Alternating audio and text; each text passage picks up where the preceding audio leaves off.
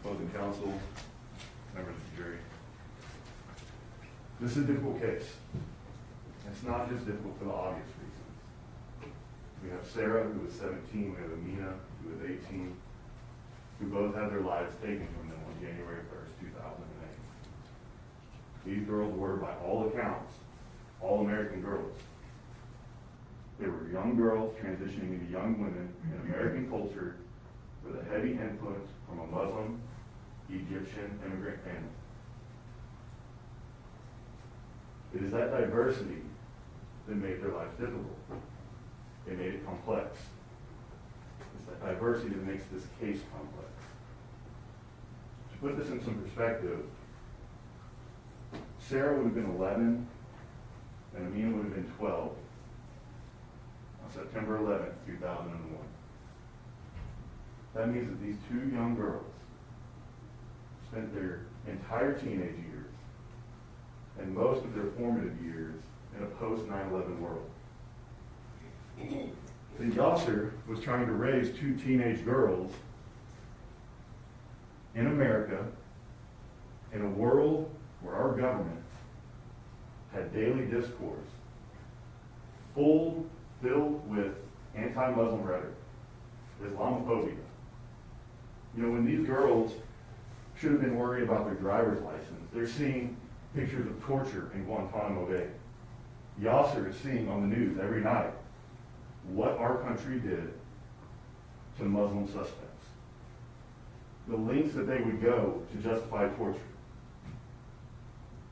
Now, it was wrong in 2001 and the years after that for our government to generalize and criminalize an entire culture to fit their objectives and to fit their narratives. And it's wrong today in this trial for the government to generalize an entire culture, to criminalize an entire culture to fit their narrative and to fit their objective. The state wants to convict Yaser for being a Muslim in 2008 because the evidence will show that the evidence will not support convictions for capital murder today. It would not have supported it in 2008, and it will not support it in this trial. Now, we do expect that you'll hear some incriminating evidence. The state mentioned the 911 calls. There's also the fact that the girls were found in a cab that was associated with an officer. There's also the fact that he went on the run for 12 years. 12 years, 7 months, and I believe 25 days, from January 1st, 2008, to the day that he was finally picked up by the feds. But we will put these facts into context. The evidence will flesh this out. That it is not as simple as they want to make it sound. So let's talk a little bit about the evidence that we expect to see, the narrative that we anticipate that the state will present. I believe the best way to walk through that is to look at the witness list they provided to this court and to defense counsel, telling us who they anticipate to call to tell their story in this trial, to provide testimony. Now, the state doesn't have to call all these people. This is not a sworn declaration that all 58 of these individuals are going to testify, but this was who they said that they intend to call. There's approximately 12 civilian witnesses. I believe there's 2 or 3 dozen law enforcement type officers from various organizations, 8 different organizations, 4 of which are different law enforcement agencies. They have approximately half a dozen, 6 or 7 federal agents who are listed as potential witnesses to testify in this case. They have 4 medical experts. They have 1 individual from T-Mobile. And I believe the most telling witnesses that are on that list are the fact that they listed on their witness list 2 experts in culture. An individual from SMU and an individual Your Honor, from objection. The state can present its case in whatever form we like to. That notice was given to defense counsel. He cannot state what I want to prove and how I want to prove it. Overruled the opening statement. Thank you, Your Honor. Thank you, Your Honor. The fact that they're objecting to what I just said, and the fact that they have 2 cultural experts on their witness list, tells you everything that you need to know about what they're trying to do here today. Now, they didn't come out in opening statements and hammer you with Islamophobia and all of the stuff, I mean, the people who have seen the media, the narratives that were in there. They came out and they were nuanced with it, possession and control. They're hinting at what his culture has been, what we have been inundated with about his culture. They're going apparently to touch on those nuances without coming out right and saying, you know, we're more worried about the Muslims than we are the murders. So let's walk through those witnesses a little bit. As I stated, there's going to be about a dozen civilian witnesses. Some of those are pretty straightforward. It's the individuals at the scene that day, at the Omni Hotel, that found the girls.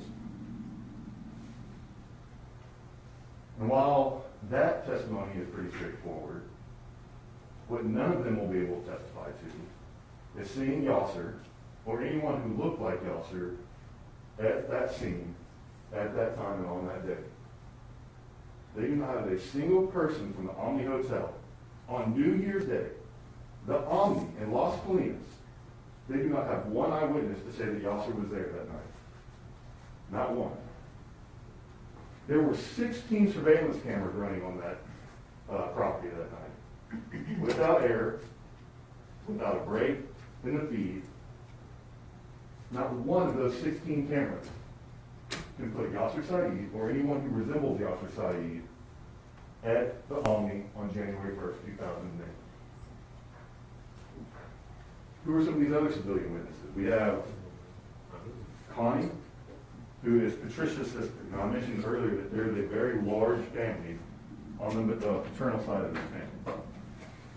Yaser and all of his brothers are first-generation immigrants from Egypt. They came here in the 80s. They naturalized.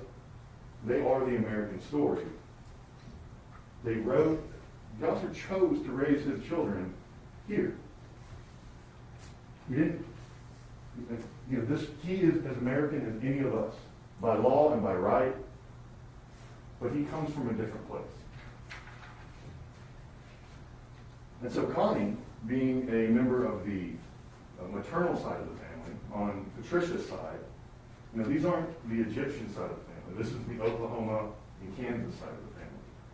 This is the side of the family that had objections with the father's side of the family, how they were trying to raise their children. So I don't know what Connie is going to testify to. I'm not going to try and sell you on something that I don't know. But she doesn't come from the side of the family that would have understood the culture through and through. I think it's also important, and I want to circle back to this later, that there is not one member of Yaser Said's family that's on this witness list. There is not one member of his family who understood the culture, who understood what it was like to raise children in a post-9/11 America. Not one person to explain what their lives was really like. They bring Patricia's sister to testify against Yaser. They're bringing Patricia. Ladies and gentlemen, I sincerely don't know where to begin with Patricia. I think if Patricia was allowed to testify for 2 full days, that you have 2 different people showing up on that witness stand. She cannot tell the same story twice and has all the motive in the world to testify against Yaser. And I believe the evidence will show that she is one bad statement away from becoming a suspect in this case. So she has the motive to make this all about Yaser. Also, as a mother, I'll let her testimony flush this out.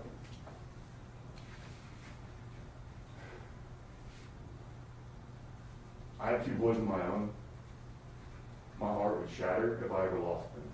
So there is something about a parent losing a child that will play into that and play into her testimony. And I think that there will be sincerity in that. But also, she doesn't want to make this look like this is her fault. And I believe when you listen to her testimony, listen for those motives, listen for those inconsistencies, listen to what she's trying to say. Listen to the changes in the story. On one day, Yaser would never hurt the girls. On the next, who knows what she's going to say. Now, the final 2 witnesses on the civilian side of this, as they mentioned, are Edgar and Eric. Edgar and Eric were the last two people that we know saw Amina and Sarah alive. We know that they'll testify to removing the girls from Dallas and taking them first to Kansas, which the girls rejected, and then buying them an apartment, buying them supplies, setting them up in Oklahoma. And within days of that, the girls say, no, we're going home. Now this trial will flesh out the nuances of that decision to come home. But they rejected the boys in Kansas, and ultimately they rejected them in Oklahoma, and they come home. Sarah goes straight back to her home. Amina, frustrated, goes and stays with Edgar for a couple nights. I don't believe that there'll be any allegations that Yaser attacked Sarah when she came home. Sarah came home. By all accounts, the testimony will support, the evidence will show that Yaser missed his daughters and was happy to have them home. But after a couple days of that, and I will not speak to Amina's motives or mindset, but she also decides to come home. She wakes up at Edgar's house. She tells Edgar, I'm leaving. I'm going back to my home. What the state failed to mention in opening is that the narrative that had been with this case for 14 years changed a month before this trial. You see, because after Sarah and Amina go home, Edgar will testify to scoping out the home throughout that day. They will testify that they found Yaser and the girls at an intersection and then followed them. How they followed them, I'm not sure how the testimony will go. But as we understand it, what we believe the evidence will show is that they followed them down Old 121 from Louisville, and that Edgar and Eric took exit 635. And we'll have maps for all this later. But they take a different highway exit. And that they will testify that despite the fact that they're moving at the speed limit on a highway, merging onto another highway, they tell law enforcement that they know what exit Yaser takes. That they can see Yaser a mile or so down the road. And he took exit 114. They may even testify they saw which direction he went. But how is it that if you exit off 121 to 635, you can tell what anybody's doing at 114? But their testimony to law enforcement 14 years ago is that's what happened. Now, on the eve of trial, you'll hear the evidence that no, it wasn't Eric and Edgar. It was Edgar and his father, Victor. Victor, who now lives in Mexico, who is not on the state's list, who is not here to testify, but is very quick to explain what his son was doing that day or that night when the girls disappeared. Not disappeared, when they lost their life. I apologize.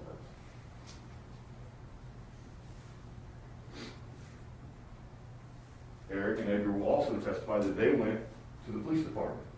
Potentially, from the time the 911 call comes in to the time that those boys are at the police department voluntarily, could be as soon as 2.5 hours.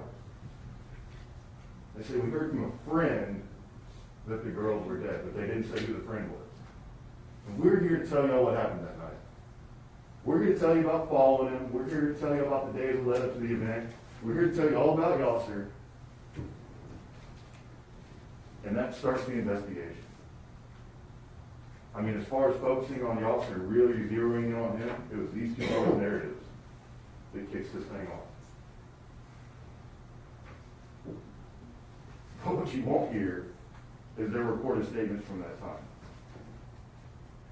You'll hear that they tell law enforcement this, and that magically 14 years later, it's not Eric and Edgar in the car at all. I mean, you have your first major inconsistency in this narrative. So let's talk a little bit about law enforcement, because this is a good transition point to get into that. I don't know, there's 30, 35 different law enforcement agents, depending on how you look at it. Some of them are with CPS, family place. These organizations aren't directly law enforcement, work with law enforcement. But to me, the big takeaway on this is Detective Shingle. Because Detective Shingle is the one who the two boys talked to that night. Just hours after the girls made that 911 call. With a magical friend who knew about this before even potentially Patricia knew about it. before anybody knew about it. And his investigation, or lack of investigation, the way he handled that moment, that night, what this case will show you and what the evidence will show you is that this was a botched investigation. It is extraordinary how they handled this. They don't take DNA from the boys. They don't take fingerprints from the boys. They don't swab them for gunshot residue.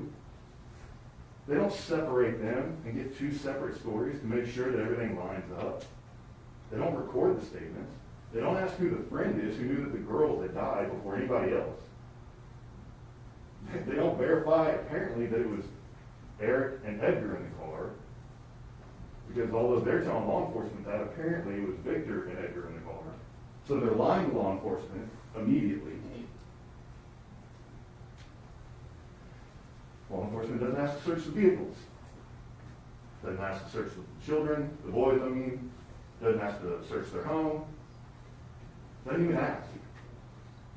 And had law enforcement asked to do that, and had the boys denied that request, the fact that they were the last two people to see these girls alive, it is reasonable to believe, and I believe that evidence will support, that they could have gotten a warrant for it. But they ID'd the Muslim, and that's all they were worried about.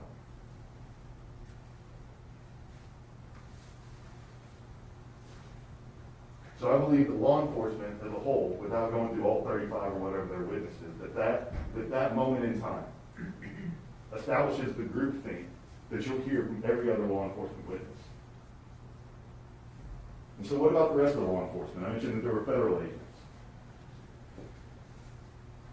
Ladies and gentlemen, any grace that you give to local law enforcement and the hardships that they face in dealing with an intense, fast-moving investigation like this should not be pushed forward to the feds. Within a day of these girls being found, the full force of the United States and local government is on this case. And if local law enforcement didn't know any better, the feds should have. The feds should have gone back and fixed the mistakes that local law enforcement messed up. But they didn't. They bought the narrative, they didn't question it, and this was a targeted investigation against Yaser and Yaser alone the whole time.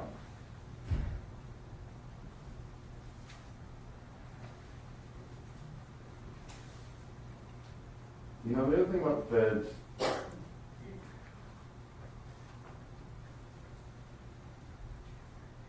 the evidence will show that there are two convictions that have come out of this. The feds hit Yaser's son, who by all accounts is potentially mentally disabled, with 10 years, day for day, in a federal penitentiary, not for conspiracy to commit murder, not for being a co-defendant, not for anything like that. They gave his son 10 years in a federal penitentiary for hiding Yaser while he had an active warrant. They gave his brother 13 years in a federal penitentiary, not for murder, not for conspiracy to commit murder, nothing. For hiding a man who had an active warrant. That's the best the feds could do after 14 years of investigating this case. And I guarantee you that if the feds had the case for murder on Yaser, if they could prove this case, the feds would be prosecuting him and indicting him for murder. So the fact that after 14 years, with all the resources available to the federal government, to the state government, and everything else, the fact that they handed it back to the state and chose not to proceed tells you everything you need to know about the federal investigation. Your Honor, I'm objected this time in the statement of the facts and outside the scope of opening. Sustained.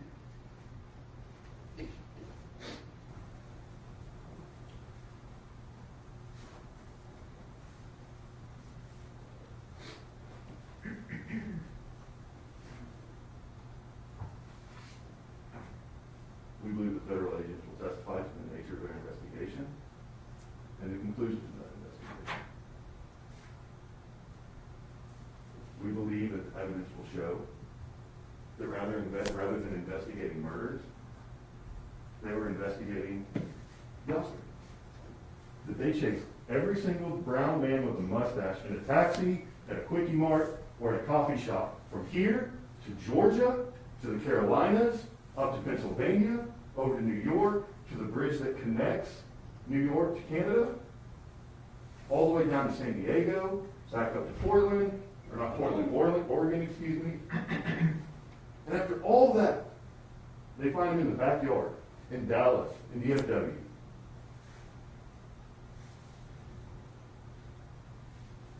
And so what about, you have this local law enforcement investigation that is flawed from the beginning. You have the feds that don't clean it up and do what they do for 14 years and end up with what they end up with.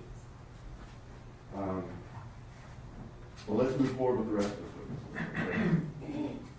You have the 4 medical experts. Yeah, I don't expect them all to testify. And their testimony will also be pretty straightforward.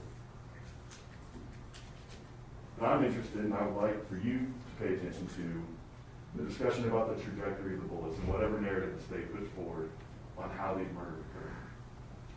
But while Amina died from the 2 gunshot wounds, Sarah, unfortunately, was shot 9 times. And not all those trajectories are uniform. They don't all make sense based on the evidence. You'll also, I believe that we'll get into testimony about the mental and physical reactions to being shot that many times. That the mind, in moments of extreme trauma, will sometimes slip into auditory and visual hallucinations. That what was once considered a dying declaration is maybe not as sound and secure in the scientific field as it once was. I mean, this is a concept that was based in old folklore that made its way into American jurisprudence. And I'm interested to hear what they have to say about how that 911 call maybe came to be, and what condition Sarah may have been in when she made that call. Finally, well, not finally, we have the T-Mobile guy. I believe that T-Mobile is going to speak about Sarah's phone, the 911 call, the pinging of the location and whatnot. But I think the omission from the witness list here is also telling. The fact that you will not see the entirety of Patricia's cell data, the entirety of Islam's cell data, the entirety of Eric's cell phone data, the entirety of Edgar's cell phone data, the entirety of Victor's cell phone data.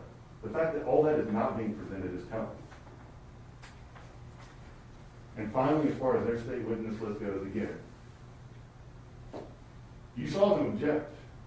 They don't want me to mention this. Objection argumentative, Your Honor. Sustained. Yes, Your Honor. May I proceed?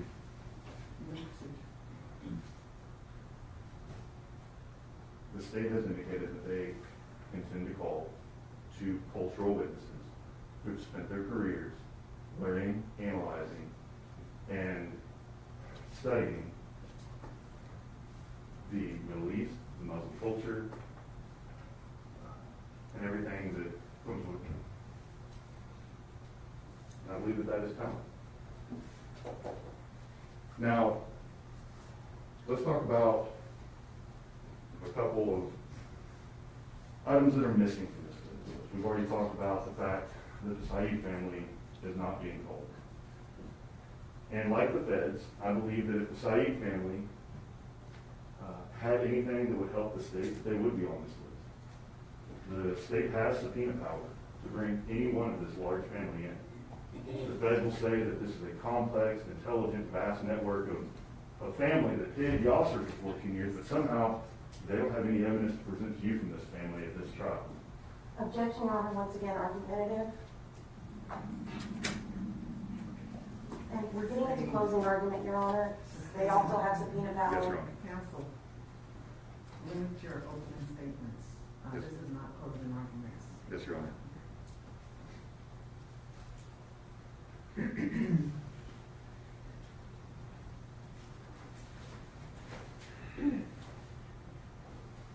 Ladies and gentlemen of the jury, I believe the witness list the state has provided indicates how they plan to prepare this case and provide this case. I believe the evidence will show that They are simply trying to convict a man who was a Muslim in 2008 because the evidence cannot and will not support a conviction for capital murder. Not then and not now. And so at the conclusion of this trial, after you heard all the evidence, after you heard the witnesses who do testify, after you asked about the witnesses who have not testified, we would ask that you render the judgment of not guilty. Thank you very much. Thank you, John.